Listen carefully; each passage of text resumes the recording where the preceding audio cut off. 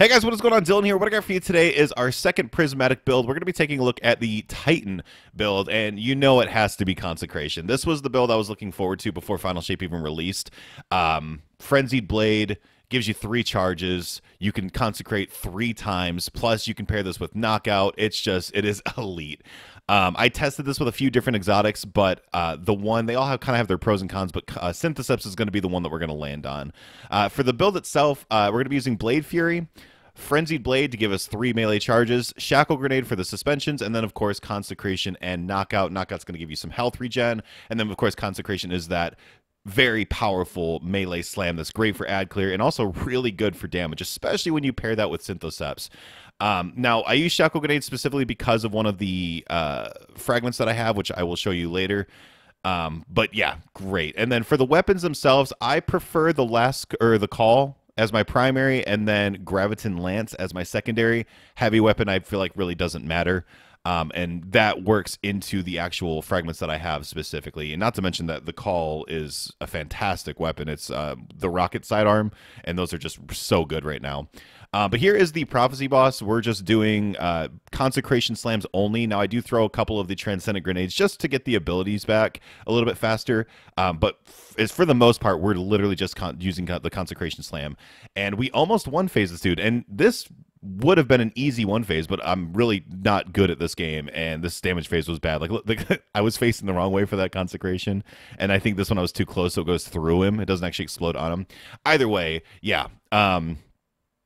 Just incredible damage here. Not using a super. I haven't used a sword. I just purely Consecrations, and we almost one phase them. So very, very, very good. And then, of course, Consecration and Ad Clear is so good. So for the fragments, we're going to be using Facet of Dawn. Powered melee hits makes me radiant.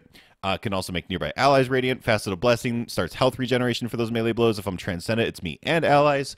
Facet of Balance, rapidly defeating targets with light damage gives me melee energy back. And then if I want to get dark energy, grenade energy, I just darkness damage. Facet of Courage, my arc, solar, or void abilities deal increased damage to afflicted with darkness debuffs. That's going to be those suspension. Throw my shackle grenade to like some tormentors or something, and then Consecration slam. And then Facet of Bravery, which is going to enhance my strand and void weapons, which is why I suggest using the Call as well as the Graviton Lance. Those are the 2 that I've kind of landed on. So basically, if you defeat a target with a grenade, it gives you volatile rounds, and if you defeat them with a powered melee, it gives you unraveling rounds to your strand weapon. So they kind of work off of each other. Now, you're not probably going to defeat a ton of people with those shackle grenades, but it's just an extra thing that helps.